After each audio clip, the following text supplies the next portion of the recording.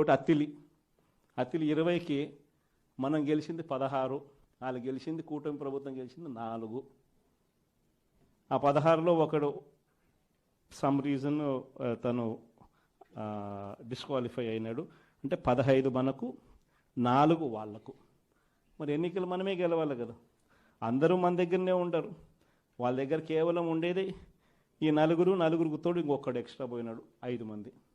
మిగిలిన వాళ్ళంతా మన దగ్గరే ఉండరు. ఇక్కడ ఎన్నిక జరపరు.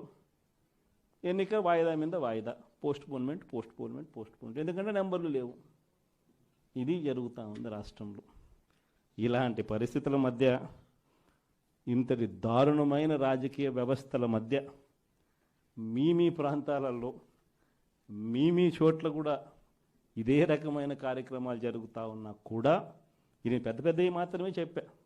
బహుశా మీ ప్రతి చోట కూడా ఇలాంటి ఘటనలు చాలా జరిగే ఉంటాయి. అయినా కూడా మీరంతా కూడా గట్టిగా నిలబడిన పరిస్థితులే మనం అంతా కూడా చూస్తూ ఉన్నాం. మరీ ముఖ్యంగా కొన్ని చోట్లయితే ఆశ్చర్యకరమైన విషయం ఏంటంటే ఆడోళ్ళు, మరీ ఎస్పెషలీ చాలా అంటే చాలా గట్టిగా నిలబడిన వాళ్ళు ఎవరనంటే నా చెల్లెమ్మలు, నా అక్క చెల్లెమ్మలు అని చెప్పి గర్వంగా చెప్తా. ఈ ఎన్నికల్లో మీరంతా కూడా మీరు చూపించిన మీ స్ఫూర్తిని నిజంగా ఎంత గొప్పగా మీరు చూపించారు అనంటే, చంద్రబాబు నాయుడు అనే వ్యక్తి ఇలాంటి తప్పుడు పనులు చేయడం తప్పు అని చెప్పి మీ ద్వారా చంద్రబాబు నాయుడు గారికి గట్టి మెసేజ్ పోయింది అన్న సంగతి చెప్పడానికి చాలా సంతోషపడతాను.